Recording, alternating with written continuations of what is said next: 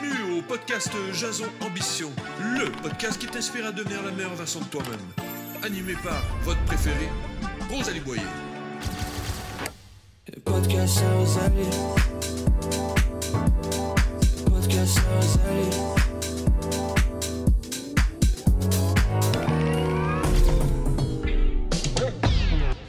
Bonjour à tous et bienvenue à un autre épisode du podcast Jason Ambition.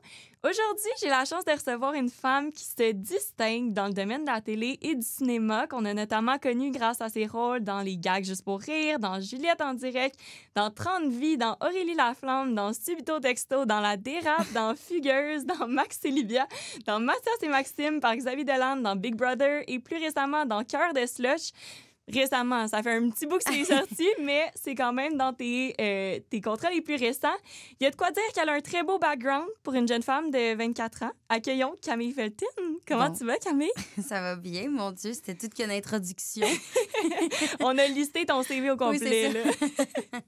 Bienvenue au podcast. Merci. Je sais que tu en as déjà fait quelques-uns au préalable, fait que tu es une habituée de la radio, des entrevues, tout ça. Tu baignes là-dedans depuis que tu es toute jeune. Tout d'abord, Camille, j'ai nommé plusieurs de tes rôles marquants en intro. Mais en plus de ça, dans les dernières années, tu as aussi été cofondatrice du Festival Émergence avec Zoé Duval. Mm-hmm. Et je veux starter le podcast là-dessus un peu parce qu'on a déjà reçu Zoé à la saison 1 qui nous avait parlé un peu de votre dynamique. Comment c'était de fonder un festival de courts-métrages émergents? Ça a été c'est encore, en fait, un projet rempli de défis. On a eu beaucoup d'embûches, là, parce que Zoé vous en a peut-être parlé, mais tu sais, on a commencé, on était deux. On était deux fafouins qui commencent en cinéma, puis on est comme... Qui se pitch dans le vide. Qui se pitch dans le vide, là, littéralement. On avait... tout a commencé parce que Zoé et moi, on s'est rencontrés en cinéma à Marie-Victorin.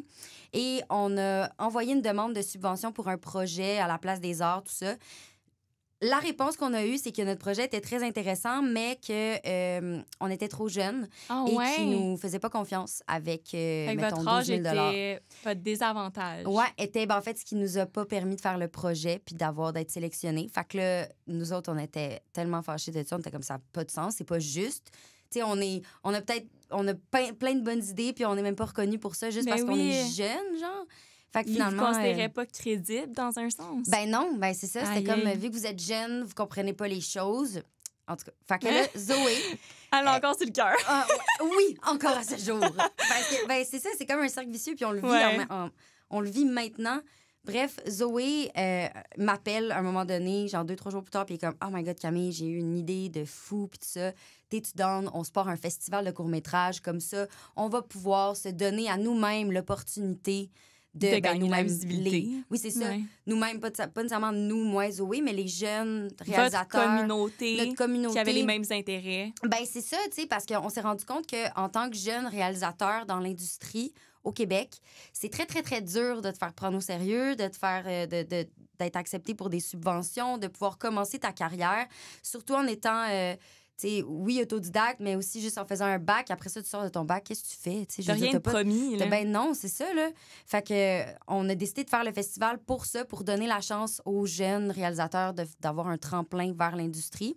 Puis c'est tellement ironique parce que là, en ce moment, ben on donne la chance aux jeunes réalisateurs, tout ça. Mais nous... Vu qu'on est un jeune festival de jeunes, on se fait mettre des bâtons dans les roues pour avoir des subventions par rapport. Fait que c'est comme si on revivait notre propre roue, genre le c'est tout le temps un challenge que vous devez rencontrer. Tout le temps. Mais on y fait face, puis là, ça va faire 5 ans qu'on est toutes bénévoles, tous et toutes bénévoles. Puis là, c'est la première année là, qu'on va vraiment faire une demande de sub pour... des salaires, puis tout ça. Mais tu sais, on a dû attendre 5 ans là, avant que ça puisse se produire. C'est fou, hein? Puis 3 ans avant d'avoir des vraies subventions, avant de pouvoir accéder aux demandes de sub. Fait qu'on juste a dû accéder aux demandes, là, oui, pas nécessairement que ce soit accepter la demande. C'est ça, là. exact. Fait qu'imagine, 3 ans, 2 ans sans avoir une scène là, du gouvernement. Fait qu'il fallait qu'on aille chercher des subventions ben, pas des subventions, en fait, des dons d'entreprises privées. Fait que là, t'avais genre Zoé puis moi au Starbucks. On était comme... En train de taper des Oui, courriels. on envoyait genre des courriels à des, je sais pas moi, des places de traiteurs. Puis on était comme, bonjour, on est un jeune festival. Tu sais, avec aucune expérience. Ouais. Mais maintenant, on est rendu une équipe vraiment professionnelle. Tu sais, ça fait 5 ans là, qu'on va faire ça. Là, c'est la 5e année Vous cette connaissez année. ce que Là. vous faites, puis vous savez où est-ce que vous dirigez avec ça. Ben, on le sait plus. On le sait Ouais. vraiment plus. Puis on a aussi eu l'expérience, l'opportunité de se bâtir une équipe aussi digne de confiance, puis qui nous guide aussi, là, parce que chaque personne, justement, a ses forces forces, ses dans faiblesses, ouais. cette équipe-là. Fait que, ouais. Mais ça a été... C'est vraiment un beau projet qui me tient à cœur. Puis je pense que c'est en demande aussi, là. C'est vraiment Mais much oui. needed, on se le fait dire, là, dans nos...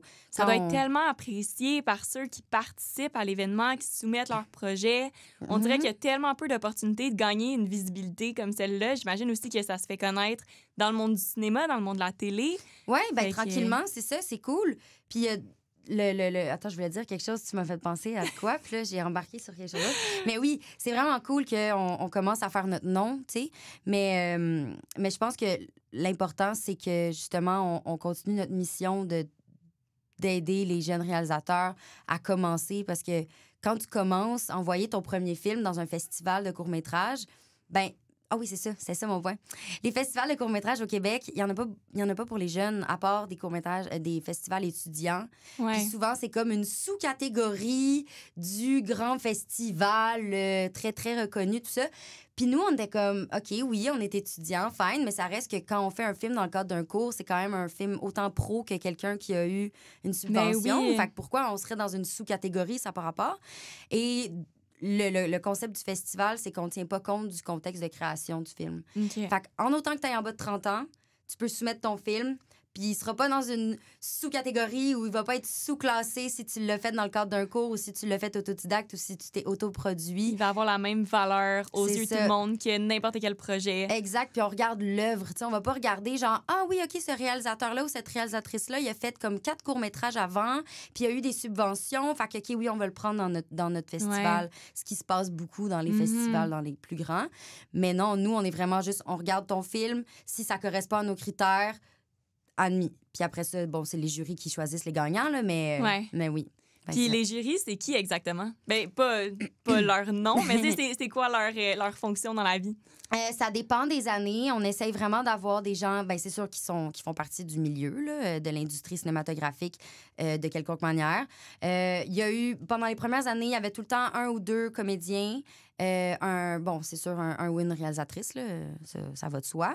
Mais au fil des années, on commence à avoir plus de contacts.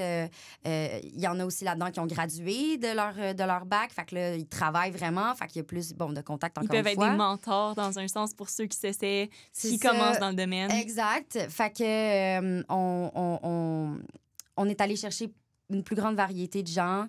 L'année passée, il y avait une réalisatrice de court-métrage d'animation. On avait un coach d'acteur. On a eu producteurs, productrices. Tu sais, vraiment, là, des gens qui sont dans l'industrie, mais qui peuvent apporter un œil externe, tu sais. Ouais. Parce que, oui, un film, c'est la fiction beaucoup, mais il y a quand même un court-métrage, on a quand même une catégorie documentaire, animation, expérimentale. Fait que ça nous prend des gens qui connaissent aussi ces catégories-là. Fait que d'en avoir un peu une plus grande variété, c'est pratique. Oui. Puis malgré tous les défis que vous avez dû rencontrer, justement, tu nous disais que vous avez beaucoup de bâtons dans les roues. Par rapport à ça, qu'est-ce qui vous a permis de garder votre drive puis de pas baisser les bras? Parce que ce serait si facile de vous dire « Hey, on est trop jeune, personne nous prend au sérieux. » Pourquoi on n'oublie pas l'idée, tu sais, à ce moment-là?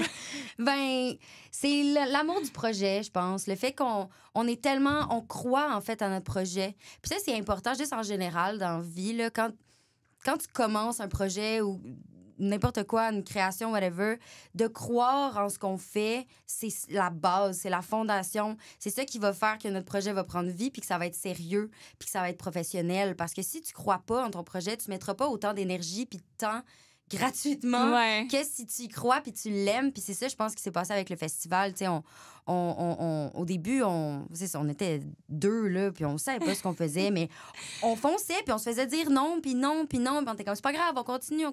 Vous saviez que la fois que ça allait tomber sur le oui, c'est ce qui ça. allait changer complètement la game. Ouais, ben ça a changé semi, tu sais, ça a été quand même des échelons à franchir, mais Des on a fait, laissés-erreurs. c'est ça, on a fait les étapes, puis ça s'est bien passé au final, puis on est là, puis ça fonctionne bien. Fait que ouais, c'est vraiment important de croire en son projet, puis d'être ambitieux aussi. Tu sais, Jason Ambition, oui, c'est ça. Bon, parfait. Mais non, mais c'est thématique. mais c'est important de croire en ce qu'on est capable de faire, Ouais. de croire en ses ambitions. De se faire confiance. Oui, c'est ça, exact. Tu sais, comme avec ton podcast, là, toi, t'as commencé ça pendant la COVID, puis tout ça. Exact. T'as eu des Je partais bâtons de rien. Ben oui, exact. Pareil comme le festival. Puis regarde, là, maintenant, t'es dans un studio, t'as des invités, puis tout ça, ça fonctionne.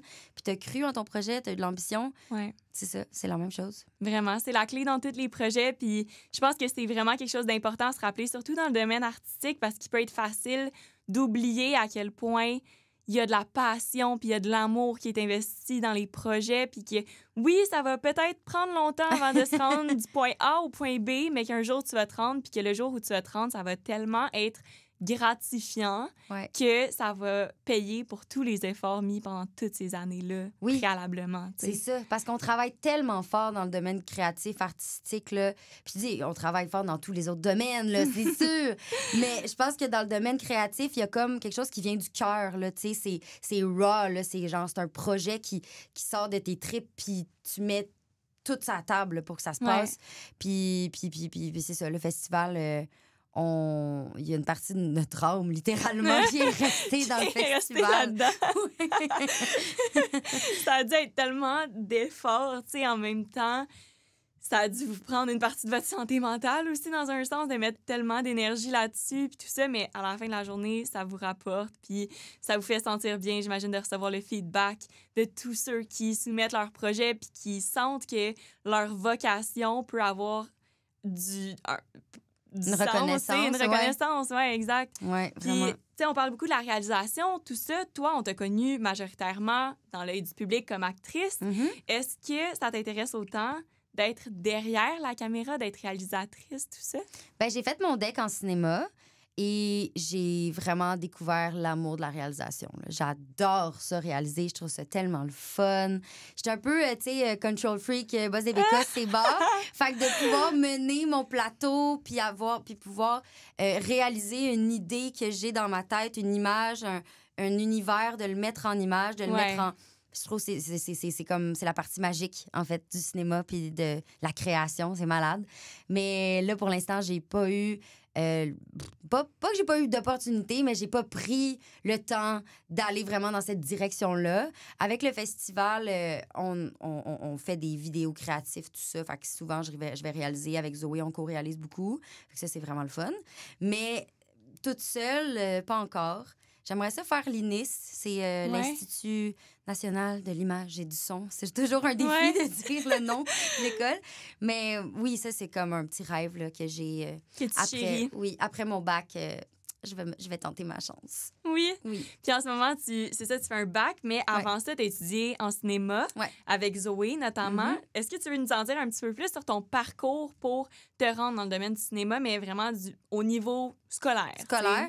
Ben, j'ai commencé au primaire. J'étais déjà dans l'industrie. Là. J'ai commencé, j'avais 5 ans. C'est vrai. C'était Fait lequel que- ton premier contrat? Mon premier truc... Après, on va revenir au Ben point, oui, là. ben oui. Mais mon Je suis premier curieuse. truc, c'était une pub pour les smoothies, McCain, tu sais, qui font des frites, des gâteaux, Ouais. tout ça. Il avait sorti une gamme de smoothies. OK. Puis, mais là, qui est resté comme littéralement 2 semaines sur les Qui est tablettes. Là, je sais pas discontinué. c'était quoi le produit toxique qu'il y avait là-dedans, mais c'est pas resté longtemps. Mais on a tourné ça à Ottawa ou Toronto. Toronto. C'est quand même fou, là. Oui, oui. Du haut de tes 5 ans? Première expérience de tournage, Ouais. on m'envoie en avion classe affaires à Wow. Toronto. On tourne une pub pendant 2 jours. Tu sais, c'était le rêve. Puis en plus, la pub se passait dans une fête pour enfants tu sais, comme... Fait que ça fitait vraiment vraiment avec ton casting. C'était Là. incroyable. Là. Moi, j'avais une petite robe mignonne, je sautais dans des jeux gonflables, puis après ça, je buvais du smoothie, genre. Comment T'sais, ne pas avoir de fun à faire ça à 5 ans? Puis moi, j'étais comme, wow, c'est ça être comédienne. C'est donc bien fun. Ouais, c'est ça. Un peu jokes on you, Camille, parce que c'est pas de même au Québec. Après, t'as réalisé que c'était un petit peu moins glamour. Oui, c'est ça. Un petit peu moins glamour. On n'est pas aux États-Unis. Mais quand même, c'est vraiment, moi, c'était pas ça qui faisait que j'aimais être comédienne. Là. C'était pas le côté glamour nécessairement. Là. Mais oui. Fait que bref, c'était ça mon premier projet. C'est cute. Oui, c'était vraiment le fun. D'ailleurs, j'ai essayé de la retrouver, cette pub-là, et je ne sais pas, elle est rendue où dans les archives de genre quelle banque, là, mais je l'ai pas trouvée. J'ai fouillé partout. Ce serait tellement drôle. Je veux vraiment la trouver parce que j'avais une réplique, deux répliques, puis c'était comme, j'étais cachée derrière un banc. Puis là, je sortais du banc, puis là, je disais à la caméra, avant les smoothies de McCain, c'était pas pareil. Oh, ça, c'est ma première réplique à vie. C'est le fun que tu t'en rappelles encore. Tu sais, ça veut dire que ça t'a vraiment marqué, puis c'est ce qui t'a donné la piqûre au début là, dans le domaine, puis tout ça. Puis c'est cute. Oui. Vraiment, c'est attachant. Tu sais. Puis après... Ça reste à voir si tous les contrats sont comme ça. Non, c'est pas vraiment le même. Mais pour bien commencer une carrière d'actrice, je pense que ça smooth sailait, là, tu sais, c'était le fun. Fait que, mais pour revenir à mon parcours scolaire, c'est ça. J'ai commencé, j'avais 5 ans, fait que dès le début de mon parcours primaire, j'avais des tournages. C'est sûr que c'était pas intense comme Subito Texto, là. Je vais y venir à ça, parce que ça, c'était une grosse partie de ma vie. Mais j'avais des tournages. Puis après ça, je suis rentrée au secondaire et là, c'est là que ça s'est corsé. Parce que, premièrement, en secondaire 1, il y a une fille qui a décidé qu'il m'aimait pas. Fait que j'ai vécu un peu d'intimidation. Oh, ouais. Ouais, mais ça tu a penses que été... c'était de la jalousie? Oui, c'était juste ça. Là. Mais ça a été au secondaire. Ça vient te chercher un peu plus. C'est rough, le secondaire. Ouais. Quand t'es pas aimé par tes pairs ou quand il y a une affaire, un grain de riz devient... Un grain de sable devient le désert au complet. Ouais. Là, c'est... Fait que c'est ça. Puis en secondaire 1, ça a été quand même assez dur parce que, bon, beaucoup de gens m'aimaient pas puis j'avais même pas pu me défendre. J'avais même pas pu... Tu savais même pas pourquoi. Là. Ben, c'est ça. Ils te connaissaient à peine. Exact. Et là, arrive secondaire 2 où, tu sais, on recommence à zéro, start fresh, les classes sont mélangées, c'est plus le même monde, je vais pouvoir... Et là, bang, je décroche subito texto, 2 à 5 jours semaine, en tournage, manque l'école tous les jours. Comment tu veux que je me fasse une place à l'école? Créer des liens avec les gens. Que je me fasse une gang d'amis, genre, comment tu veux? Mais, tu sais, c'était pas si pire que ça, là. Je faisais partie d'une troupe de danse, fait que j'avais ma gang de filles de danse de mon année. Fait que, à l'école, j'étais pas, genre, loner. T'avais des personnes ressources. Là. Oui, puis tu sais, je suis très, très sociable. Fait que je me promenais de gang en gang. Mais mettons que ma gang du secondaire, c'est ma gang de subito, tu sais. Ah ouais. Je me sentais pas vraiment... chez nous à l'école. T'avais pas de sentiment d'appartenance. Pas tant, non. Ben c'est ça, tu sais. Puis même que rendu en secondaire 4, j'ai commencé à me tenir... Tu sais comment que c'est bien fait, hein, le secondaire. Tu finis par te tenir avec la gang de filles qui t'intimidaient for some reason. Fait que c'était comme un peu ça qui... Des fois, c'est un cercle vicieux. C'est ça, exact. Fait que c'est ça qui est arrivé. C'était pas la fille qui m'intimidait avec qui j'étais, mais tu sais, c'est comme une grosse gang élargie. Fait que bref, mettons que les filles avec qui j'étais amie en 4-5e secondaire, c'est pas des filles avec qui je suis amie encore à ce jour. Tu sais, ça a vite dissipé ces amitiés-là. Fait que quand j'étais directement là-dedans, je le savais que c'était pas, des amis avec qui j'allais comme garder contact toute ma vie. Mais Subito, oui, tu sais. Puis Subito, ça a été vraiment une grosse partie de ma vie parce que, tu sais, t'es au secondaire, là, c'est là que tu forges, genre, ta personnalité. Mais oui, c'est là que tu t'évolues, là, tu te cherches, puis tout, tu vis tes premiers amours, tes premières amitiés, tes premières toutes, là, tu sais. Ouais. Puis c'est sur Subito Texto que je les ai faites. Moi, ben pas mes premiers amours nécessairement, mais tu sais, toutes les premières... un scoop pour nous? Non, malheureusement, non. Mais toutes les premières expériences... Oui, c'est ça. Toutes les premières expériences, je les ai partagées puis vécues avec ma gang, tu sais. Fait que ça m'a vraiment fait grandir. Subito, j'ai tellement de souvenirs de tout ça, puis...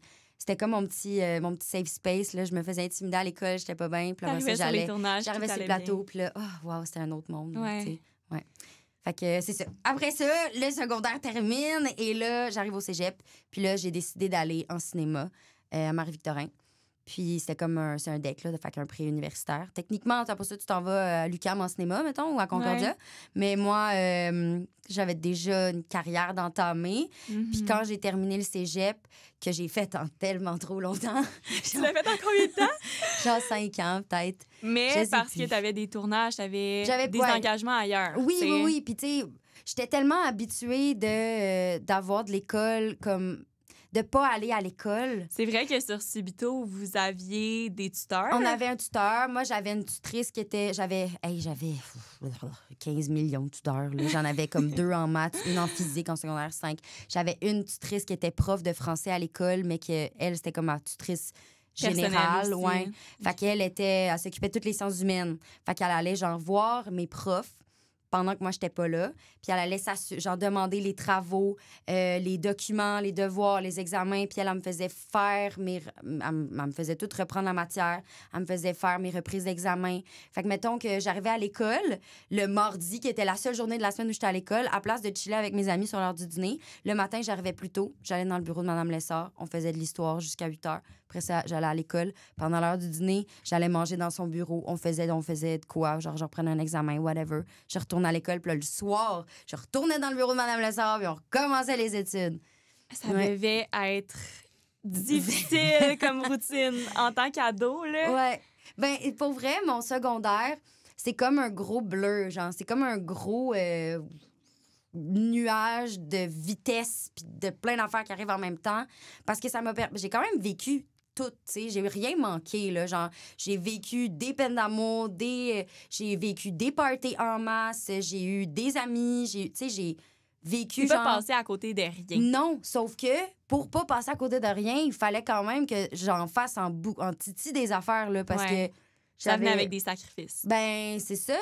Fait que comme j'avais jamais une minute de répit, là, littéralement, là, genre, Ouais. dès que j'avais du temps pour moi, ben, je voyais soit mon chum du moment, ou soit mes amis, ou soit que j'allais dans des parties. Fait que je me reposais jamais, là. Ouais. Fait que, arrivé au cégep, moi, j'étais comme, hey, là, j'ai pas de tournage, j'ai pas de rien à l'horaire, à part juste des cours d'art et lettres puis de cinéma. Fait que moi, ben, pas plus vol qu'un autre. Je demandais à mon API de m'alléger mes sessions. Fait que j'avais genre 4 cours par session. Puis Zoé puis moi, au début, on allait pas à nos cours. On allait prendre des photos, on allait magasiner, on allait faire des films pendant nos cours. Parce que c'était c'était vraiment- votre vocation. Vous C'était aviez notre vocation. l'impression que C'est vous ça. étiez meant to do T'sais, that. regarde, là, genre, on manquait nos cours, mais pour faire la matière, comme pour appliquer la matière, genre. Dans Fait que, la t'sais, vie de tous les correct, jours. là, c'est ça. T'sais, on mettait ça en pratique, genre. Tout est beau. Mais je sais plus où je vais en aller avec ça, j'ai perdu le fil. Mais On parlait bref. de ton parcours en général, Oui, tu sais, c'est puis que t'as allongé ton cégep sur 5 ans Ouais. avec Ouais, l'allégeance ouais. de tes cours. pis tout ça. Ben, Puis- c'est ça. Puis après le cégep, ben là, c'est ça. J'ai comme... j'étais tannée, là, d'être à l'école. Puis... Et j'ai eu comme une grosse année, vraiment plein de tournages. Puis après ça, l'année passée, j'ai comme pas eu de tournage de toute l'automne. Fait que j'ai genre vécu ma life, là. J'étais allée en voyage. J'ai comme, tu sais, vraiment tout T'es fait. sortie de ta zone de confort parce que t'avais aucun engagement ici. Non, c'est ça, exact. Fait que j'en C'était ai la première fois profité, dans là. ta vie là, Oui. que tu connaissais ça. là. C'est la première fois dans ma vie que j'avais pas d'école, pas de travail, de l'argent de côté pour juste vivre pendant comme, mettons, je sais pas moi, genre 4-5 mois, aucun engagement de rien, à part de la création de contenu, mettons, sur les réseaux sociaux. Fait que comme, moi, là, j'ai eu tellement du fun là, l'année passée. Puis, tu sais, du vrai fun sain, là, genre, je suis partie, tu sais, j'ai comme profité de la vie, là. Mais là, après Parce ça... que t'avais aucune pression Ben, c'est ça. sur les épaules, puis c'était la première C'était fois la première fois. qu'il n'y avait pas quelqu'un qui dépendait de toi pour te pointer sur des plateaux ou des C'est ça. engagements ici et là. Ouais, exact. Ben, c'était la première fois que je le faisais sainement, mettons. Parce OK. qu'au cégep, ça c'était pas sain, par contre. Ça, c'était Tu t'es comme... dit, je vais pas répéter l'erreur 2 fois. Non. Au cégep, quand j'ai eu 18 ans, là, on rentre dans un autre... on divague, là, mais quand j'ai eu 18 Pas grave, ans, en fait... on jase. Ben, c'est ça, là.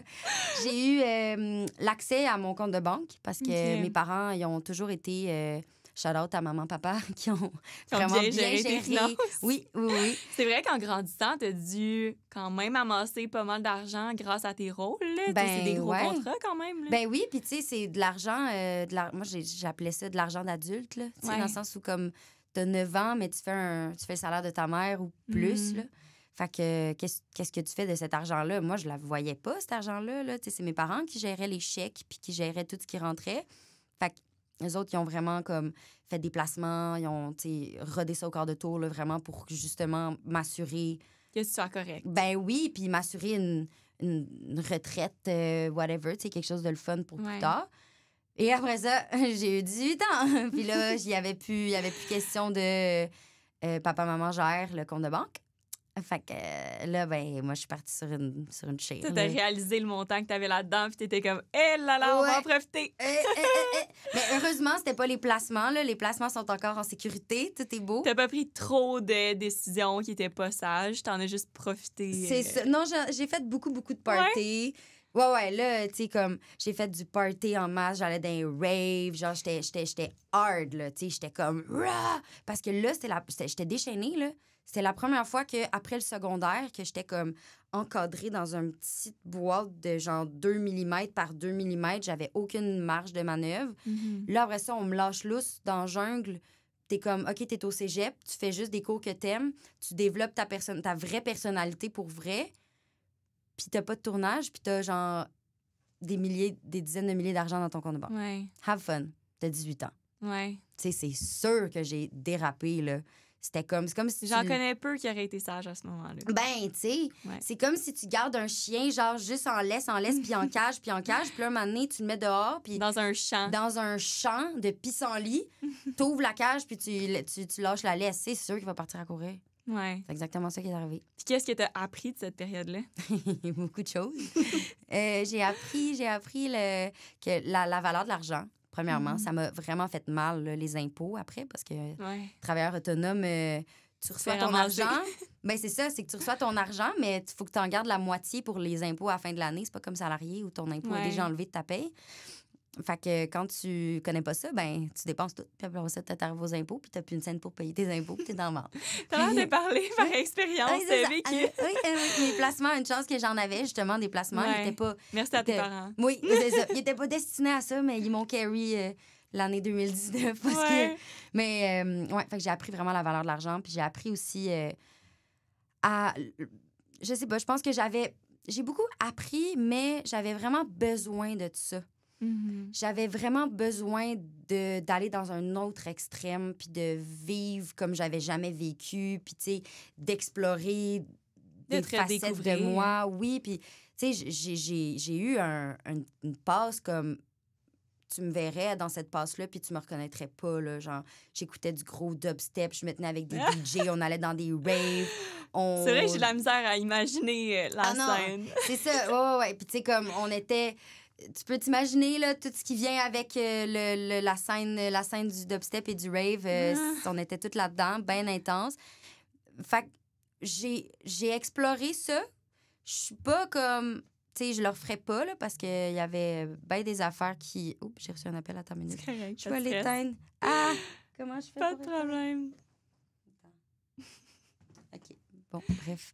Fait que c'est ça, j'ai vraiment pu explorer puis aller comme découvrir, je sais pas moi, c'est comme certaines substances qui te font comme, tu sais, délirer, mettons, ou que tu prends dans des festivals puis toutes ces affaires-là.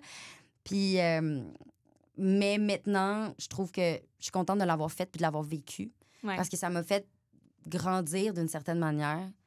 Puis j'aurais pas besoin de le refaire, tu sais, de me dire comme, j'ai pas vécu, genre, quand je vais avoir 30 ans, puis d'être comme, j'ai besoin de tout ça, de déraper, puis d'aller dans l'autre extrême, parce que je l'ai fait quand j'avais 18 ans. Ouais. Fait que là, ben, je suis comme... Maintenant que c'est fait, t'as eu ta passe, puis maintenant... Ça. Là, je suis revenue dans une belle balance, là, dans un bel équilibre. Oui, c'est ça. Exact. Ouais. Puis est-ce que tu penses, tantôt on disait que t'avais pas manqué de rien, mais comme, en parlant de ça, j'ai l'impression que peut-être que le fait que tu étais tellement en train de courir tout le temps au secondaire a fait en sorte que peut-être que certaines expériences, tu les aurais vécues au secondaire. Ouais. Là, tu as eu ce besoin-là après d'aller les explorer en grandissant dès que tu as eu droit à ta liberté. Ouais. Est-ce que tu penses que c'est issu de ça? Sûrement. Peut-être, en fait. Mais je pense que c'était surtout... parce que, en fait... mon Dieu, ma réponse, ça voulait rien dire. Je recommence. OK, un mot. Donc, je pense que j'ai beaucoup vécu au secondaire quand même. Tu sais, j'avais vraiment beaucoup d'amis à l'école. J'ai été full impliquée. J'ai fait... tu sais, j'ai animé les galas. J'ai fait le discours à la collation des grades. Tu sais, quand même, j'avais vraiment ma place à l'école. Puis, j'avais ma place auprès des élèves, puis tout ça. Mais c'était... je perds le mot, là, mais le devoir, tu sais. Le devoir d'être ordonné, organisé. La discipline, là, tu sais, de pas pouvoir faire ce que je voulais la fin de semaine, de pas pouvoir voir mes amis, de devoir faire des sacrifices tout le temps. Je pense que c'est de là qu'est venu le besoin d'aller, genre, éclater dans l'autre extrême, puis d'être comme, je ne veux plus de responsabilité. Je veux juste vivre, faire le party, puis comme, laissez-moi tranquille. Je veux juste, genre... explorer la vie. Puis moi, je le dis en anglais là, parce que c'est ça l'expression que je disais, mais je veux... J'interromps le podcast rapidement pour te parler de Carole Vintage. Si jamais tu cherches des vêtements Patagonia, Nike, The North Face, eh bien c'est fait pour toi. Personnellement, c'est mon endroit de prédilection pour magasiner des vêtements tendance et en plus de leurs 4 boutiques à travers le Québec, ils ont aussi un site web et ça tombe bien parce qu'aujourd'hui, le podcast offre 20% de rabais sur carole.shop en utilisant le code AMBITION20 tout en majuscule. Donc sur ce, je te souhaite bon magasinage! Expand mon mind. Je disais ça. Ma mère était comme... Tu sais, elle aimait pas ça me voir de même, là. Ouais. Puis là, j'étais genre, maman, je veux juste expand mon mind. Elle était comme, OK, j'ai hâte que tu finisses d'expand ton mind, là, Camille. J'ai hâte qu'il ait pris son expansion oui, assez... c'est ça. Que... Ton esprit est assez développé, là. C'est beau, là. Tu peux revenir sur terre. Mais t'as parlé un peu de justement, tu sais, le subto-texto qui a été la passe la plus contraignante, probablement, dans ton adolescence. Si on revient un peu sur le sujet, je sais que t'en as beaucoup parlé, fait que je veux pas trop miser là-dessus non plus, mais comment subto-texto t'a fait évoluer, non seulement en tant qu'actrice, mais en tant que personne? Ben, c'est une super bonne question, en fait, puis ça... Moi, subito, je l'ai vécu tellement intense que d'en parler, c'est comme si je te demandais de me parler de ton secondaire ou d'une période de ta vie qui t'a marqué, tu sais. Ouais. Fait que ça me fait plaisir d'en parler. Mais ça m'a vraiment fait évoluer. Sur le plan personnel, ben bon, je le disais tantôt, quand on est au secondaire, tu vis toutes sortes d'expériences qui forgent ta personnalité, qui façonnent ton identité.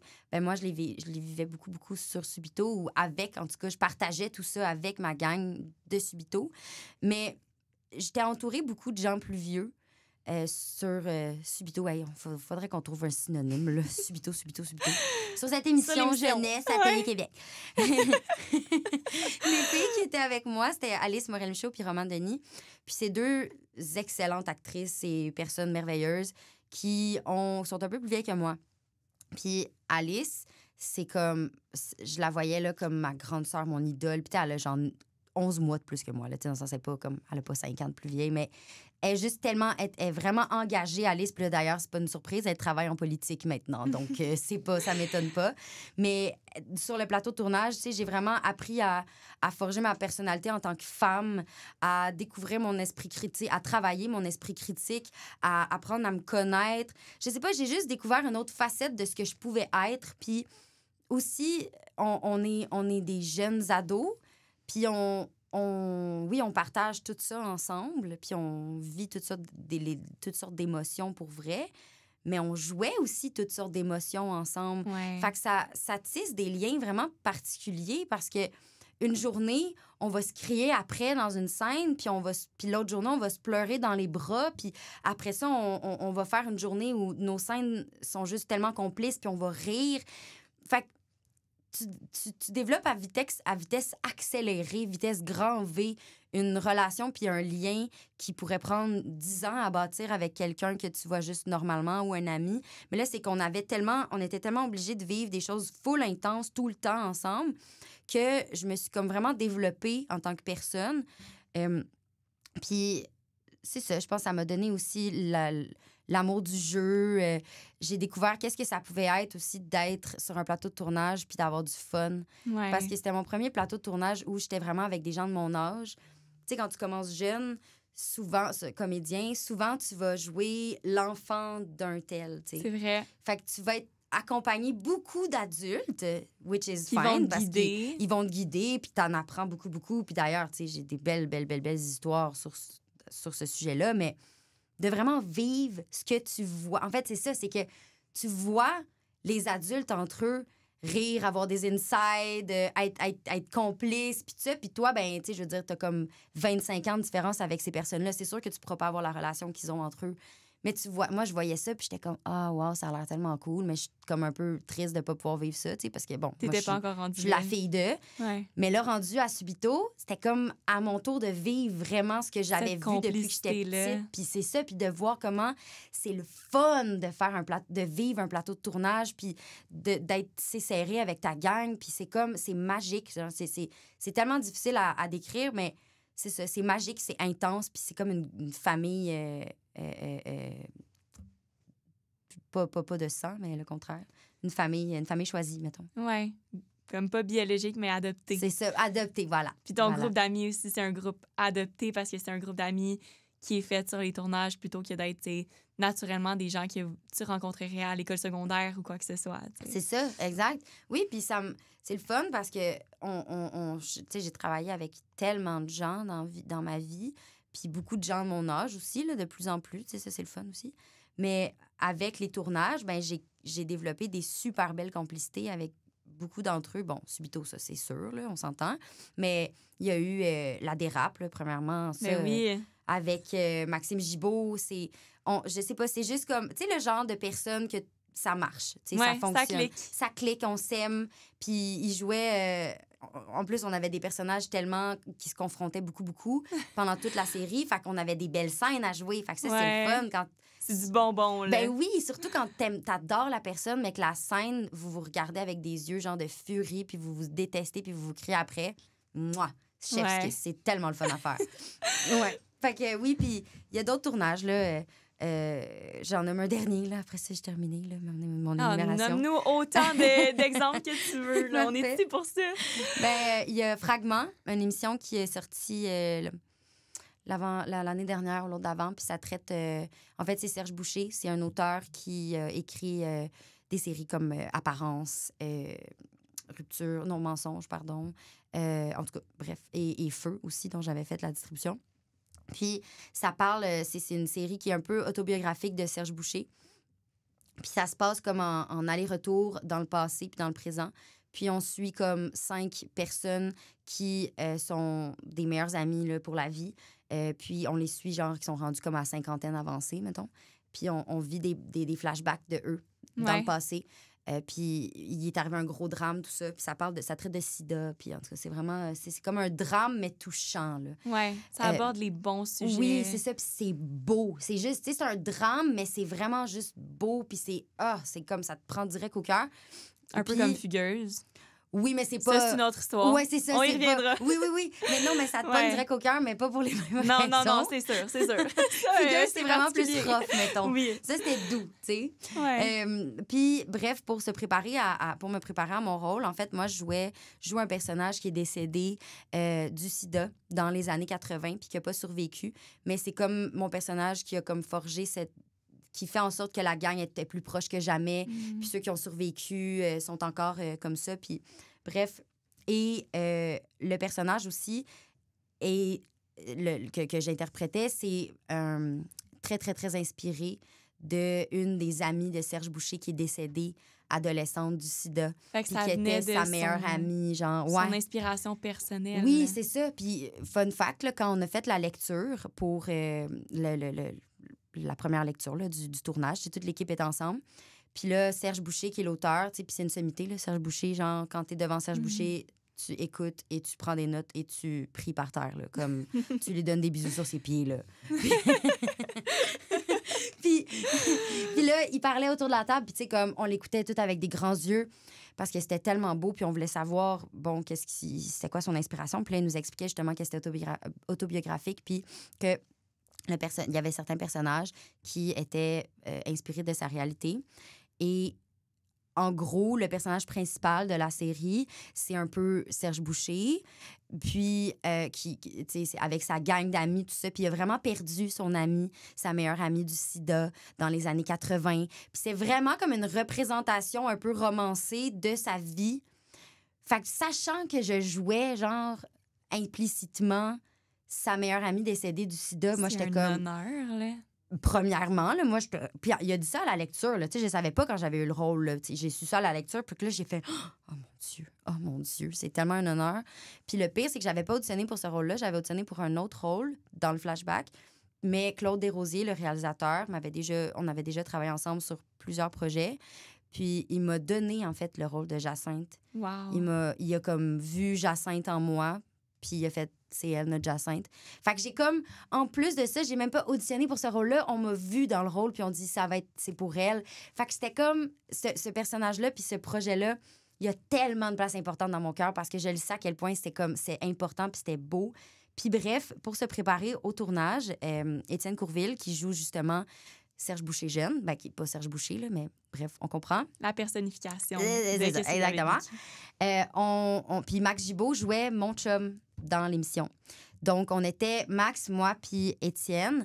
Et à un moment donné, on s'est retrouvés chez Étienne parce qu'il fallait qu'on bâtisse une vraie amitié. Là. Mm-hmm. Nous, dans les flashbacks, on nous voit juste à des moments clés de l'amitié. Puis c'est nous qui faisons en sorte qu'on croit à la force de cette amitié-là. Puis Il faut que ce soit authentique. Ben, c'est ça. Il fallait qu'on montre vraiment il fallait qu'on soit amis pour vrai, en fait. On n'avait comme pas vraiment le choix de se voir avant.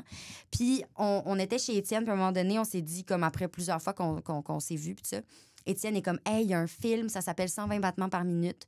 Puis c'est un film qui a gagné la Palme d'Or à Cannes il y a quelques années. Et ça traite de sida. Fait qu'on pourrait l'écouter ensemble, puis tout ça, puis comme, tu sais, se mettre dedans, puis ça se passe dans les années 90, puis un peu dans notre époque, puis ça. Fait qu'on... ben, OK, parfait, on s'en va chez Étienne. Moi, je m'attendais à rien, là. Je savais que ça allait être un chef-d'œuvre, on s'entend, la Palme d'Or. Mais on est là, moi, Max, puis Étienne, assis sur le divan, on se tient les mains, puis on pleure, puis on pleure. Non! On est comme, c'est tellement beau! Puis tu sais, comme Étienne, c'était genre la 3e fois qu'on le voyait de notre vie, là. Tu sais, Max et moi, ça faisait longtemps qu'on se connaissait, mais Étienne, ça faisait vraiment pas longtemps. Puis les trois, on était juste tellement touchés par l'histoire. Puis ça a comme... créé un lien naturel tellement fort qui se transposait à l'écran. Ben, c'est ça. Puis ça a été tellement beau à faire comme projet parce que une fois qu'on avait à tourner nos scènes intenses, puis tristes, puis belles, puis toutes, ben on le jouait pour vrai. On jouait pas la comédie. Tu sais, j'avais une scène, puis j'ai des frissons quand je parle. C'est tellement le fun à tourner, ce projet-là. J'avais une scène où j'étais dans mon lit d'hôpital, puis on était comme toute la gang ensemble. Puis bon, ben Étienne puis Max étaient là. Puis j'avais comme une conversation avec justement ces deux-là. Puis il fallait que j'aille vraiment, que je sois prise d'une grosse émotion, puis que je veuille pas la sortir, tu sais, parce que bon, moi, je suis sur mon lit de mort quand même. Puis j'ai juste eu besoin de regarder Étienne dans les yeux, puis de voir Étienne, puis d'être comme, c'est mon ami, puis lui, Étienne, c'est un fantastique comédien, là, il est incroyable, là, il t'en donne là, à pelleter, là, tu sais. Fait que moi, je faisais juste prendre tout ce qu'il me donnait, puis là, j'étais comme, mon ami! Tu t'en nourrissais pour après. Ben oui, c'est ça. Là, je regarde Max en même temps. Non, mais pendant qu'on tourne la scène, tu sais, je regarde Max en même temps. Je prends la main de Max parce qu'il jouait mon chum. Puis l'émotion, là, c'était tellement beau, puis vrai. Puis comme ça m'a pris, là, partout. Puis après ça, après la scène, on s'est comme fait un câlin, Étienne puis moi. Puis on était comme, je t'aime, mon ami. Genre, c'était tellement beau. Merci de m'avoir donné tout ton écoute, puis ton jeu, puis de t'être abandonné dans cette scène-là parce que ça m'a nourri. Puis, ouais, fait que ça a vraiment du beau de jouer. Ouais, vraiment. C'est le fun. C'est fou après parce que ces amitiés-là doivent te rester pour toujours. Si après vous vous rencontrez sur d'autres plateaux, que vous vous côtoyez à nouveau, cette complicité-là reste pour la vie. C'est ça, vraiment. Oui, parce que, comme je disais, on vit tellement des émotions intense, puis des fois, ben trop weird, là. Genre, tu vis pas ça, là. J'ai broyé, le nombre de fois que j'ai broyé d'un bras à Max Gibault pour un paquet de raisons différentes, là. Une fois, c'était parce que j'avais le sida. L'autre fois, c'était parce que mon frère était mort. Tu sais, comme ça dépend, là. Ça dépend des scénarios. Mais tu sais, tu vis pas ça, puis c'était tout pour des pleurs différents, puis des consolations différentes. Avec Étienne, on a vécu des émotions. C'est comme... dans Fragment, c'est comme si je mourais. Fait que j'ai vraiment ressenti l'émotion de perdre mon ami à jamais.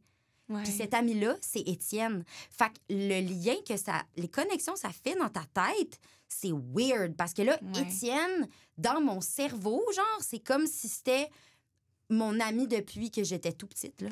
Mhm. Ça te crée un lien intrinsèque, là. C'est malade. Ouais. vraiment. Ah, j'en doute pas, ça doit être incroyable. Puis en même temps, lui, de son côté, c'est aussi de se mettre tu sais, dans la tête de « Ah, mon ami qui a le sida », tout ça. J'imagine que à un certain point, ton cerveau, il croit Mhm. en le scénario, Ben, c'est même ça. si c'est vraiment pas le cas dans la vie de tous Ouais. les jours. Ben, c'est ça la beauté du jeu, en fait. Puis c'est triste parce qu'au Québec, des fois, on peut pas vraiment... On a moins l'occasion d'aller là-dedans Dans le intense risquer, parce que ouais. parce qu'on n'a pas le temps. On manque de temps. Mm. En fait, on fait des scènes en 15 minutes, des fois. Là. Mais tu sais, une scène, ça peut prendre 4-5 heures, 6 heures, 7 heures à faire Ouais. là, si on veut la jouer pour vrai. Puis prendre le temps de la vivre. Puis d'avoir la chance de justement développer des connexions avec des gens qui deviennent ton ami. Puis après ça, tu as à jouer ces scènes-là. C'est ton cerveau, il croit tellement parce que tu te mets dans la peau du personnage. Ouais. Puis là, je parle de Fragment encore parce que c'est comme un des tournages récents qui Les m'a plus le plus fait marquants. grandir. Oui, puis qui m'a le plus... je sais pas, j'ai juste vraiment eu un choc de jeu. Je sais pas comment le dire. Tu sais, c'est là vraiment que j'ai fait comme... Oh my God, OK, c'est ça, jouer le grand jeu d'adulte, genre, que j'ai Ouais. toujours voulu faire. Tu sentais que C'était t'arrivais dans ça. la cour des grands. Ouais, tu sais, puis dans le Fragment, il y avait une scène, puis c'est une courte scène, là, vraiment. Puis je suis avec Max et c'est vraiment, dans l'émission, là, c'est vraiment juste avant que je décède, là. Puis je suis à la maison, puis je suis comme en fin de vie, puis j'ai un livre, puis c'est comme un recueil, c'est comme un poème sur la mort. Puis je le lis à Max, puis on se regarde, puis c'est juste comme... on acknowledge que, tu sais, on reconnaît que je vais mourir, puis que c'est ça comme qui s'en ça. vient. Puis on a un enfant ensemble en plus, il y a le bébé dans les bras. Tu sais, c'est comme une scène très courte, mais puissante, là, qui porte énormément. Puis j'avais décidé de pas... j'avais lu, bien sûr, le poème, là, 1, 2, 3 fois, mais j'avais décidé de pas l'apprendre par cœur. Parce que j'étais comme, si je l'apprends par cœur, ça va automatiser la chose, puis C'est vrai. je vais peut-être pas vivre autant l'émotion De manière aussi authentique. authentique. C'est ça, exact. Fait qu'arriver sur le plateau, c'était comme en fin de journée. On avait eu plein de scènes intenses. On avait vécu toutes sortes d'émotions. Notre fleur de peau était dans le tapis. Et là, on fait juste la répétition, là. Je sais pas qu'est-ce qui m'a chamboulé de même. J'ai juste lu le poème. Puis l'émotion, là, m'a pognée. Puis j'étais littéralement devenue Jacinthe. J'allais mourir. Puis j'allais perdre mon meilleur ami. Ben là, tu sais, c'est pas mon chum, mais mon meilleur ami. Pour vrai, je ressentais cette émotion de perte-là. Puis que j'acceptais la mort. Puis c'est comme... c'était intense à vivre comme émotion. Puis je le vivais. Puis là, j'étais comme... Voyons, genre, c'est donc bien... C'est une avalanche d'émotions. Une avalanche là. d'émotions. Puis dans le texte, tu sais, c'est Jacinthe retient ses larmes, genre... Mais j'en avais tellement à retenir que j'étais pas capable. Puis il y a Claude Desrosiers qui vient me voir et qui me dit « Hey, Camille, diminue juste un peu les larmes. » Puis j'étais comme « OK, j'essaye, Claude, vraiment. Mais je suis pas capable. » Puis à la fin de la scène, tu sais, on a été capable, puis tout ça. Puis à la fin de la scène, c'est une des rares fois que ça m'est arrivé. J'ai dû aller me reconnecter à moi, T'es ressourcée. me ressourcer dans la salle de bain 5 minutes parce que j'étais pas capable d'arrêter de pleurer. Là. J'étais juste tellement trop dans... C'était pas vraiment... On a ouvert la valve, puis là, je pleure, mais c'était juste... J'étais tellement prise de cet état d'âme-là. Mhm. Puis j'étais comme, j'accepte la mort, puis je meurs, puis je vais tout perdre, puis c'est comme ça. Puis mon enfant, puis lui, qui est mon meilleur ami, que je vais perdre, puis mon autre meilleur ami, que je l'aime, puis c'est comme ça.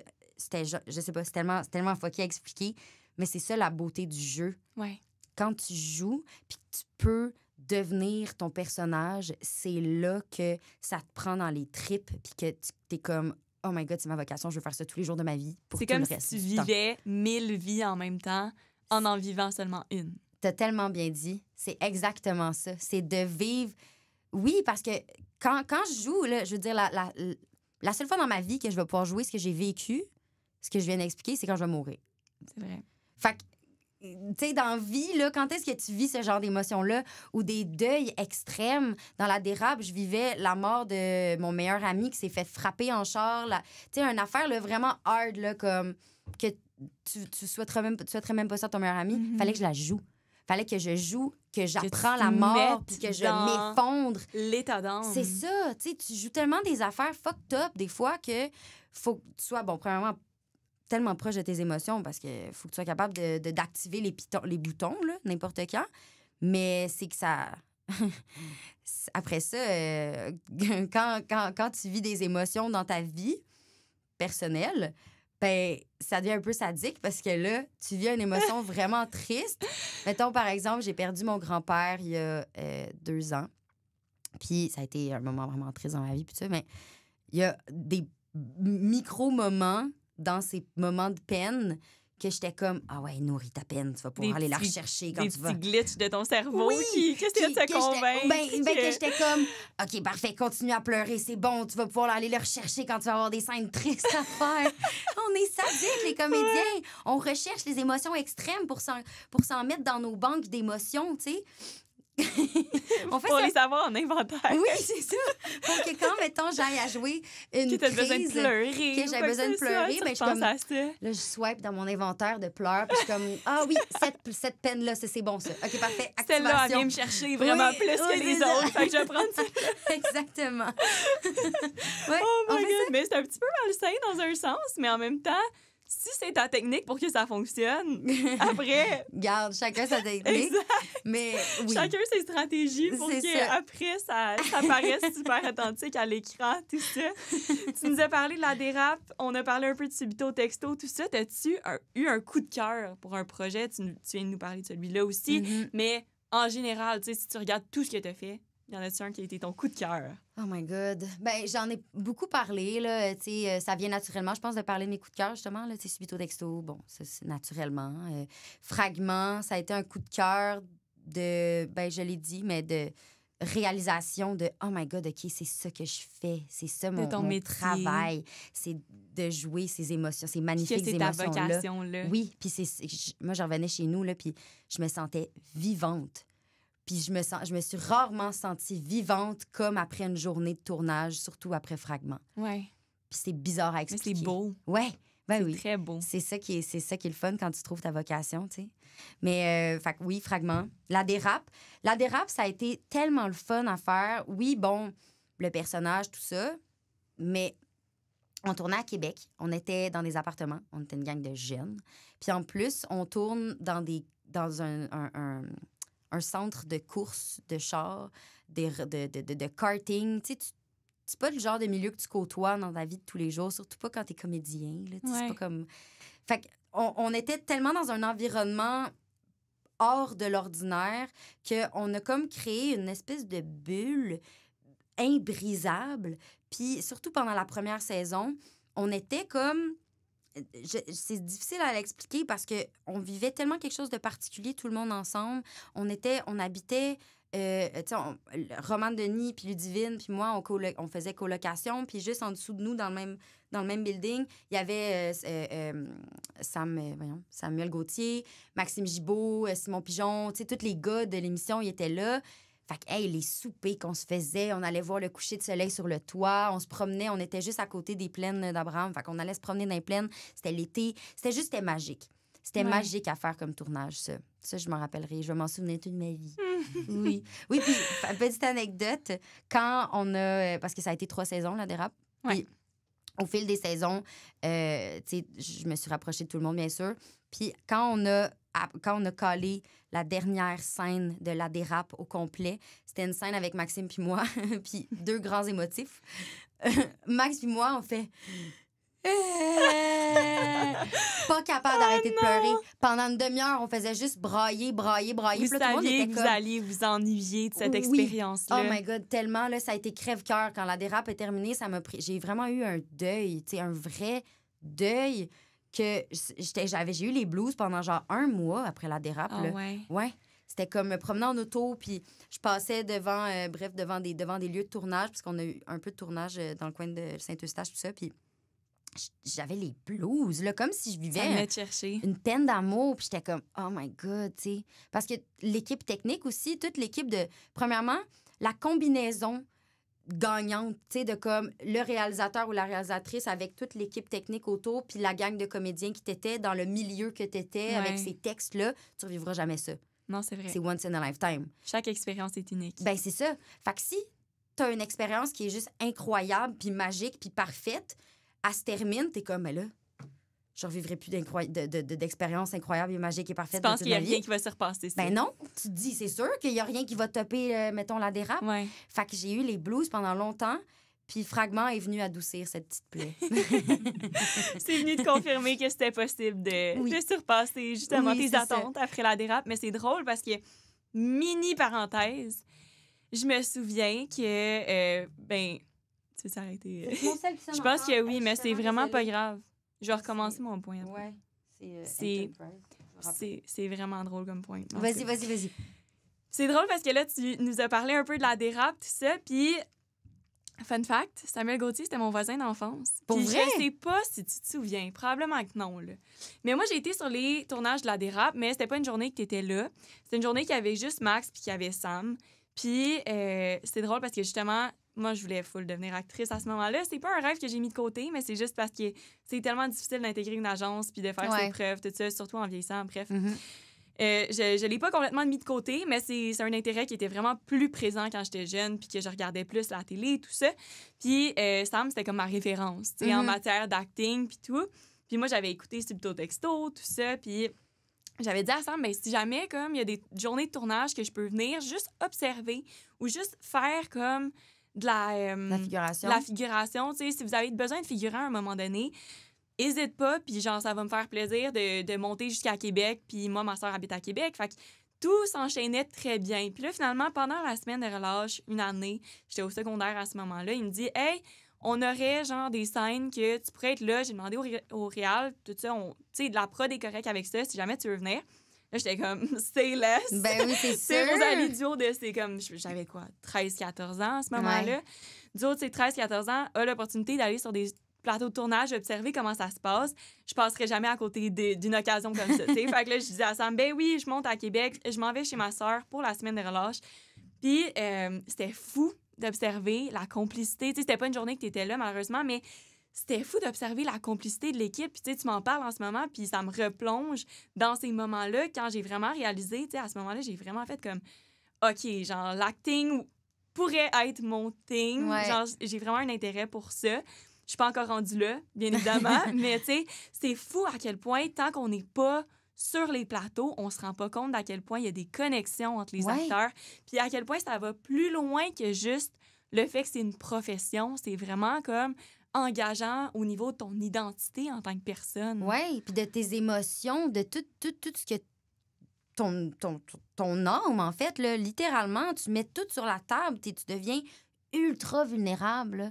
Puis Ouais. en plus, dans la vulnérabilité, vient aussi les scènes d'amour avec tout ce que tu dois partager. Comme, tu sais, Sam Gauthier, justement, là, on en parle, il a joué mon chum là, dans la dérape. Mhm. Là, on a eu des scènes quand même osées à faire. Puis tout ça, Intime. faut que tu t'abandonnes à l'autre dans un que tu y tant fasses que ça, confiance. mais il faut vraiment que tu fasses confiance à la personne. Puis là, maintenant, il y a ce qu'on appelle des coordonnatrices d'intimité sur les plateaux de tournage. Thank God. Mais Mhm. dans le temps, quand on a fait la dérape, il n'y avait pas ça encore. Fait qu'il fallait avoir une confiance à l'autre, puis Ouais. être à l'aise, puis être comme, OK, est-ce que ça va si je te touche là? Est-ce que c'est correct si je fais Pour que ça? tout soit C'est quoi fait ta dans le limite? respect, Ben c'est ça, Puis- exact, ouais. dans Oui, les puis limites. dans Fragment aussi, j'avais beaucoup de scènes. Puis ma première scène, en fait, ever de sexe, c'est avec Max Gibault dans Fragment. Puis, anecdote, quand Max et moi, on a su qu'on allait jouer un couple, on était full contents parce que ça faisait depuis la dérape qu'on s'était pas vus. Puis là, on Ouais. était comme, oh my God, ça va C'est être les tellement retrouvailles. cool. Oui, puis tu sais, on n'avait jamais eu l'occasion de faire, de jouer une énergie de personnage qui s'aime, tu sais. Ouais. On s'est toujours pas aimé dans la dérape, fait que c'était comme un autre énergie complètement. Puis, en même temps, sachant que j'allais avoir une scène d'intimité avec lui, j'étais rassurée parce que j'étais comme, tu sais, Max, c'est mon ami, on est très proches physiquement, physiquement dans le sens où on se faisait plein de câlins, tu sais, on est comme deux personnes très Il proximité. n'y a pas de barrière. Non, c'est ça, tu sais, on est de très de personnes qui aiment la proximité, Max et moi, tu sais. Fait que comme j'ai déjà fait des câlins, j'étais déjà bien, je savais que c'était comme une personne, un ami de confiance, un safe space. Puis quand on a... touchy l'un avec l'autre. Ben c'est ça, je savais que ça allait être correct puis que il allait pas faire de quoi qui allait mettre mal à l'aise puis que ça, tu sais, ça me dérangeait pas qu'il me touche une fesse parce que je savais que c'était mon ami puis que c'était chill puis qu'il y avait pas d'arrière-pensée puis whatever. Puis arrivé sur le plateau de tournage, il y avait pas encore de coordonnateur d'intimité. Il y en avait à travailler juste pas sur le plateau, là.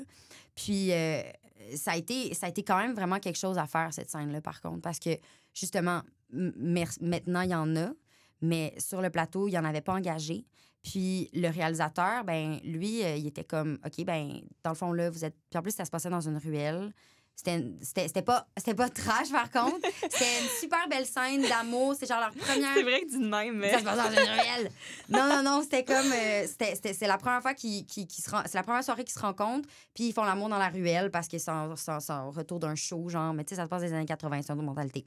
Puis fallait qu'on fasse cette scène-là d'amour dans la ruelle, à moitié habillée. C'était spécial, puis le réalisateur est comme, bon, fait que... Là, Camille, dans le fond, Max, tu vas mettre Camille contre le mur. Là, Max, tu descends tes pantalons. Max, Camille, c'est correct si Maxime, il te touche le sein? Là, je suis comme... OK. T'étais vraiment sur le spotlight, là. Ben, littéralement, là, genre, tu sais, ça aurait pu être discuté avant, peut-être. Tu sais, comme, c'est quoi tes limites, c'est quoi mes limites? C'est mal de dire non, là, ben, c'est ça. Parce que c'était Max, ça m'avait pas dérangé. Parce que je savais que c'était mon ami puis je faisais confiance. Déstabilisé. Ben, ça m'a déstabilisé. Ouais. J'ai fait une petite crise de panique, là, honnêtement. Là. J'étais comme, je veux plus la faire, cette scène. Mais finalement, ça s'est super bien passé. Ça a été en confiance. Puis, justement, tu sais, ce que tu vis sur des plateaux, c'est vraiment... c'est juste tellement spécial. Tu t'abandonnes à l'autre. Tu donnes... C'est vraiment de donner ta personne, ton âme, une partie de ton âme, de partager quelque chose que tu partageras quasiment pas avec personne d'autre, tu sais. Ouais. Puis en grandissant, tu t'as dit que t'as eu des copains pendant ton adolescence, tout ça, puis dans Subto Texto, t'as joué des scènes de couple un peu, c'est rien de comparable. Ben, des bisous, puis tout, là. Ouais, c'est ça. Est-ce que ça a été un défi dans tes relations, le fait d'accepter que ton partenaire accepte que t'aies des moments d'intimité comme ça avec d'autres acteurs? J'ai été chanceuse parce que non. Ça n'a pas... tous les gars avec qui j'ai été, c'était pas quelque chose qui les dérangeait tant que ça. Je pense que aussi, c'était comme un... Tu sais, dans le sens où tu savais dans quoi tu t'embarquais, là. Tu sais, j'étais pas nouvellement comédienne, là. Tu sais, ça faisait longtemps, mettons, je faisais ça. Fait que ça allait de soi un peu. Mais c'est sûr que il y en a pour qui ça dérangeait plus, là. Tu sais, des scènes où... justement, mettons, mon chum, là, en ce moment, là... lui, ça, je veux dire, il sait que c'est mon métier, puis il sait que c'est tellement professionnel, puis il y a rien de le fun à tourner une scène de sexe, là. Genre, personne aime ça. C'est très cartésien. C'est tellement cartésien, c'est boring, là, tu sais. Ouais. Puis lui, ben, il sait tout ça, mais ça reste quand même que, mettons, des scènes où, genre, ça se passe au lit, puis il y a un toucher sur les fesses ou toucher sur les seins, mais tu sais, lui, il est pas full à l'aise, mais c'est normal, mais en même temps, il l'accepte parce que c'est mon travail. Mais il est bon parce que moi, si j'avais si c'était le contraire, je serais pas down. Je serais comme... T'as frenché combien de personnes depuis qu'on est ensemble? Comme 25 personnes? T'as les microbes de combien de personnes dans ta bouche? J'ai l'ADN de qui, moi, là, dans ma bouche? Là? Non. Ça passerait pas. Ben, moins, mettons. Ouais. Mais en même temps, de savoir à quel point c'est tellement professionnel, puis encadré, puis tout ça, il n'y a pas de place à l'improvisation, tu sais. Fait que je le sais que ça, au final... pas grave. Mais ouais, non, j'ai été chanceuse quand même. Parce que je sais que c'est un défi avec lequel certaines actrices peuvent dealer c'est sûr. Pendant leur parcours. Puis moi, c'était une discussion que j'ai eue avec mon chum parce qu'il sait que c'est toujours un milieu qui m'a intéressée. Puis tu sais, j'y ai déjà demandé, tu sais, si mettons, je me faisais proposer un rôle, puis que dans le rôle, ça impliquait une scène de la sorte, tu sais, une scène un peu plus intime, osée, oui, intime. c'est ça. comment il réagirait. Puis, tu sais, il était comme... Au début, sa réaction m'a quand même rassurée. Il était comme, tu sais, on va en parler. OK. On va en parler peut-être, tu sais, de long en large pour s'assurer que tout est beau, tu sais, que c'est vraiment fait comme en bonne et due forme, dans les normes. Puis après, j'étais comme, tu sais, je sais même pas si moi, je me sentirais à l'aise parce que autant que c'est super professionnel, très cartésien, très calculé, autant que ce qu'après, moi, je suis quelqu'un de vraiment, genre, dédaigneuse aussi, là, dans la vie, là. Fait que c'est ça qui me fait redouter de la chose encore plus. Mais, tu sais, après, j'aurais l'impression, tu sais, j'ai embrassé quelqu'un d'autre. Ouais. On dirait que je le garderais sur ma conscience. Puis je pense que, j'imagine, c'est avec les années, tu sais, que ça s'atténue, tout ça, puis que tu le vois différemment quand t'es dans la situation. Mais c'est quelque chose qui peut être une source de conflit, j'imagine. Ben, j'imagine. Mais c'est vrai, par contre, ce que tu dis, tu sais, ton esprit, quand tu fais des scènes comme ça, tu sais, ton esprit, il est présent, il est là, il sait que c'est pas toi puis que c'est ton personnage qui fait ces actions-là. Mais, puis comme je vais prendre les paroles de mon ami de mon sage ami Étienne Courville, ton corps s'en souvient. Ouais. Fait que t'as bien beau être complètement dans ton personnage puis d'être déconnecté de ta personne puis de toi, ça reste quand même que ce que t'as vécu, les toucher, le bec, tout ce qui est physique. Tout ce qui est physique, ton corps s'en souvient. Fait que, oui, mettons, après des scènes comme, justement, la scène de sexe dans Ruelle avec Max, ben, je suis arrivée chez nous, puis, tu sais, comme, quoi qu'après ça, on est sortis, en fait, là, Max, moi, puis Étienne, après cette scène-là. Mais c'est ça, on avait besoin de, genre, juste comme... changer les idées. Tu sais, ouais, genre... Parce que ça reste quand même que ton corps vit quand même quelque chose d'assez intense, puis pour, tu sais, faker de faire l'amour, ben il faut quand même que tu mettes dans le mindset, un mindset un peu du genre. Fait que c'est comme un drôle de feeling de comme revenir après parce que ta tête était complètement ailleurs, mais ton corps il était là. Ouais. Puis ton corps s'en souvient. Fait que ça, c'est un défi. C'est pas tant un défi, c'est plus comme quelque chose d'assez particulier quand même de notre métier, là. Ouais. Non, c'est sûr. C'est vraiment quelque chose qui est touché dans tous les sens du terme. Oui, c'est ça. Bien dit. Là, je veux m'en aller complètement ailleurs parce que là, on a beaucoup parlé de tes expériences, de tes rôles que tu as décrochés. Mais récemment aussi, tu as décroché le rôle de Frédéric, 25 ans, dans la nouvelle série Belle-Mère, qui est le rôle principal, si je peux m'avancer là-dessus. Dis-moi si je me trompe, mais ce rôle-là semble complètement différent de ceux que tu as interprétés dans le passé. Comment est-ce que tu perçois le fait que ton casting vieillit puis que tu évolues aussi d'un point de vue personnel énormément à travers tes rôles? Premièrement, mon personnage, oui, est différent, mais je pense qu'il est surtout différent parce qu'il est plus vieux. Ouais. Puis parce que ça reste au final que mon casting, c'est la boule d'énergie pétillante, un peu, un peu gaffeuse, bien intense. Puis ça, ça te ressemble. Ça me ressemble beaucoup, tu sais. Puis, mais c'est parfait. C'est les rôles avec lesquels j'ai le plus de, pas facilité, mais tu sais, qui viennent sont le plus naturellement. près. C'est ça, qui sont le plus près de moi. Mais Frédéric, elle a 25 ans, puis elle rencontre un gars qui a un enfant, puis elle tombe belle-mère du jour au lendemain. Puis là, c'est de comme jongler avec ça, d'être comme, OK, je suis en amour avec l'homme de ma vie, mais là, il y a un petit gars de 4 ans qui est le diable sur deux pattes. Qu'est-ce que je fais, moi, là? T'sais, moi, ma vie, c'était de faire le party. J'étais comme aux études en marketing, tu sais. Puis là, je rencontre genre un dude, puis là, il faut que je devienne mère. C'est ça, là. Fait que, oui, ça c'est le fun de faire un personnage qui est différent sur ce côté-là. Mais je suis vraiment contente que mon casting a évolué. Parce que ça, quand on grandit en tant qu'enfant acteur, c'est difficile de se détacher de la réputation puis de la vision des gens que les gens avaient de toi en étant plus jeune. C'est ça, exactement. Puis de faire le saut de ton casting de jeune à ton casting adulte, souvent, ça passe pas. Fait qu'il y en a qui arrêtent là puis qui ont plus de rôle ou parce que ça bloque ou parce que sont pas encore pris dans le pli jeunesse. Parce que, tu sais, quand tu fais du jeunesse pendant, mettons, nous autres, Subito, ça a duré 4 ans, mais mettons, Ramdam, là, tactique, ça a duré 8-10 ans. Le pli, là, quand tu pognes d'un pli jeunesse, là, il est dur à redéfaire. Là. Puis du jeu jeunesse, c'est pas un jeu comme dans Fragment. Là. C'est pas la même game. Non. C'est de l'éducatif. C'est comme pas du tout la même affaire. Fait que bref, c'est dur de changer ton casting puis de le vieillir. Puis je pense que ce qui a fait en sorte que j'ai brisé mon casting, c'est quand je suis allée à Big Brother.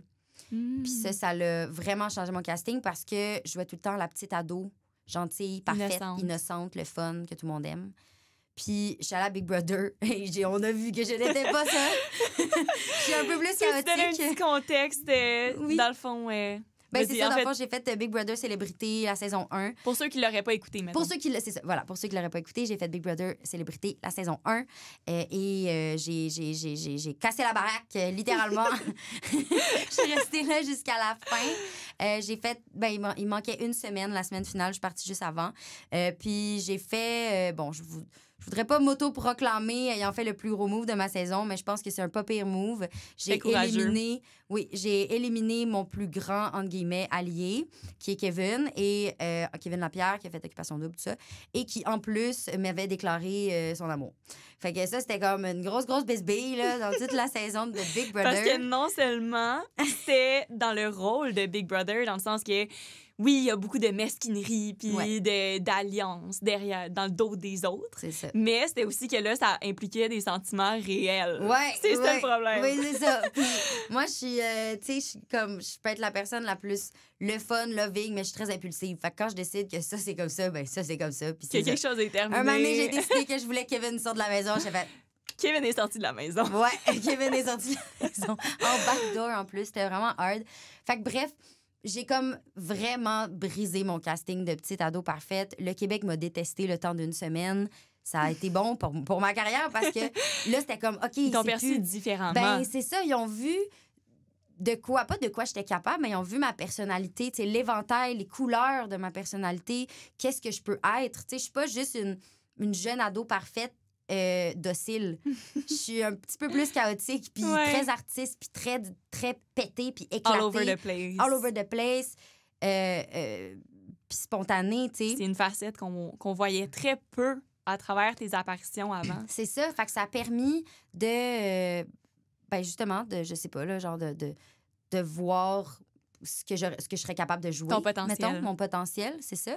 Fait qu'après ça, tout de suite après, j'ai eu mon contrat à la radio. Fait que j'ai été morning man pendant 1 an à une radio à Québec. C'était comme vraiment cool. Puis après ça, j'ai décroché Fragment, mais il y a eu... Fait que Fragment, encore une fois, c'était pas du tout les rôles que j'étais habituée de jouer. Puis après ça, il y a eu Toute la vie. Puis j'ai joué dans Toute la vie une partie de la dernière saison. Là, c'était quand même un petit rôle, mais je faisais une des jeunes dans la maison. Mais j'étais comme, excusez-moi du mot, mais j'étais une bitch. Une bitch, là, tu sais. Puis j'envoyais promener Roy Dupuis, puis je faisais des moves de même. J'avais du contouring. Qui envoie promener Roy Dupuis, tu sais, dans la vie, là? C'est ça, tu sais. Oh non, c'était le fun, mais c'était pas du tout. C'est la première fois que j'avais un personnage méchant. Tu sais, comme qu'il y a pas vraiment, que t'aimes pas. Ouais. Qu'on aime. Le vilain. Une vilaine, là, c'est ça. J'avais vraiment comme un rôle de vilaine, puis... c'était le fun à jouer, ça a fait différent. Puis justement, à partir de là, OK, là, j'avais un petit peu plus de flèches à mon arc, d'arc à ma flèche, en tout cas. De couleurs à mon éventail. C'est ça. Je pense que c'est des flèches à mon arc. Oui, je pense que ça avait plus de sens. Oui. Fait que bref, ça m'a permis justement d'avoir plus de types de rôles. Ouais. Dont belle-mère. Donc, ça te fait du bien de pouvoir te diversifier un peu puis de vivre des rôles complètement différents. Ben oui, parce que c'est ça la beauté du jeu, là, c'est de pas tout le temps jouer la même affaire. D'être renouvelé. C'est ça, c'est d'aller découvrir des émotions que t'as jamais vécues, c'est ça, faire du travail de création de personnages aussi. Hein? On est théâtral, là, théâtral. Tu sais, je suis quelqu'un de très théâtral, j'aime ça, genre faire un personnage. Puis, fait que quand j'ai la chance de le faire, je le fais à fond, là. Puis c'est ça que j'ai fait avec... C'est flamboyant. Oui, c'est ça. Ouais. Puis c'est ça que j'ai fait avec Mathias et Maxime, le film de Xavier Dolan. Il m'a vraiment donné là, la porte grande ouverte. Il m'a dit, ah ouais, crée-toi le personnage. Fallait même que je change ma mélodie de voix, mon intonation. Ah ouais. Je parlais comme une... tu sais, dans genre Rosemont, là, les gens, les jeunes, là, souvent, là, ils ont très comme... niché. Mais j'habite dans Rosemont, là, tu sais, comme je suis pas mieux, là. Mais genre, tu sais, c'est comme un genre d'accent un peu comme ça, genre, là. Ouais, comme, 100%. avec comme enfant un peu, genre, montréalais, comme qui a moi, grandi... Ben, c'est ça, que moi, je suis comme un peu comme dans la bourgeoisie, genre, puis comme j'ai grandi comme à Montréal. Avec genre, les ans. Ouais, c'est ça. Avec maman. Avec maman, puis que, voilà. C'est ça. Tu l'as tellement bien, c'est fou. Mais merci. Mais je l'ai Tu l'as pratiqué longtemps. Je l'ai pratiqué. Hey, pour Xavier Dolan, là, moi, c'était mon idole à l'époque. Là. Ben, ça l'est encore, là, mais dans le sens où là, c'était dans le temps, il venait juste de sortir Mommy, puis tout. Là, moi, je capotais sur Xavier Dolan. Fait que de pouvoir jouer pour lui et avec lui, parce qu'il jouait dans son film, c'est comme un honneur, là. Ouais. J'ai tellement... Ça, c'est le rôle pour lequel j'ai le plus travaillé, puis j'ai comme fait des recherches, puis je me suis fait Parce que coacher. tu savais puis... à quel point c'était quelqu'un, Ben, tu sais, Xavier c'est Dolan, gros, puis là. que ce film-là allait se rendre loin. Ben oui, c'est ça, tu sais. Puis c'est... Ben non, vas-y. Vas-y. Oh non, mais non, vas-y. C'est vraiment correct. Le podcast tire à sa fin, de toute façon. Oui. Fait que- Mais au pire, on finira entre-temps. Mais oui. Continue. Mais oui, fait que Xavier Dolan, c'est mon idole. Puis moi, tout ce que je voulais, c'était qu'il soit fier, puis content, puis qu'il regrette pas son choix de m'avoir choisi aussi pour son film. Fait que ouais, j'ai travaillé tellement fort pour ce rôle-là. Mais Ouais. ça a porté fruit parce que je m'en fais encore parler à ce jour. Ben oui, mais c'est sûr. Ouais. C'était vraiment marquant comme belle expérience, tout ça. Puis, veux pas, on t'a vu beaucoup dans notre télé au Québec, mais tu sais, il y a plusieurs personnes, je pense, qui vont s'inspirer de ton parcours, notamment, tu sais, même moi, là, genre, je suis une fangirl à dire ça, mais j'ai grandi en te voyant dans ma télé. Je t'ai connue à Juliette en direct. Juliette là. en direct. C'est peu de gens connaissent ça, tu sais, quand je leur en parle C'est full aujourd'hui. niché, Juliette en direct. Oui, Puis le pire, vraiment. c'est qu'on a gagné genre des Gémeaux, là. Puis C'était... ça avait l'air d'être les codes d'écoute les plus écoutés. Puis c'était comme... Mais à chaque fois, maintenant, j'en parle, c'est genre... C'est juste l'élite. C'est l'élite qui connaît Juliette en Écoute, direct. Je suis à un autre niveau. Qu'est-ce que tu C'est veux? Non, mais plus sérieusement, si tu repensais à la Camille qui commençait à entamer sa carrière, tu lui dirais quoi? C'est quoi les conseils que tu lui donnerais? Oh my God, on recule tellement loin. Ben, la Camille de 5 ans, je lui dirais... Tu peux changer en fonction oui, des c'est ça. âges aussi parce que Ben, ce t'as serait beaucoup différent. évolué. Ouais, c'est ça, ce serait un conseil différent pour chaque âge, mais je pense que le premier, à 5 ans, mettons, commençons par ça, ce serait amuse-toi. Amuse-toi. Il y a tellement de belles choses qui s'en viennent, tellement de belles choses qui s'en viennent pour toi. Have De faire fun. confiance à la vie. Ah ouais, mais tu sais, à 5 ans, là, fais juste comme go with the flow, continue d'avoir du fun sur les plateaux de tournage. C'est ta vocation, c'est là pour toi.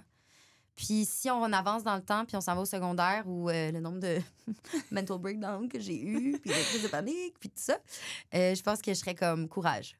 Ouais. Courage, lâche pas. Tiens bon. Tiens bon, ouais. Tiens bon, ça va... Tiens bon, ça finit bientôt, mais mon Dieu que tu vas être fier de toi une fois que ça va être fait. Puis que ça va être... tu sais, continue à tout donner ce que t'as. Puis oui, c'est dur.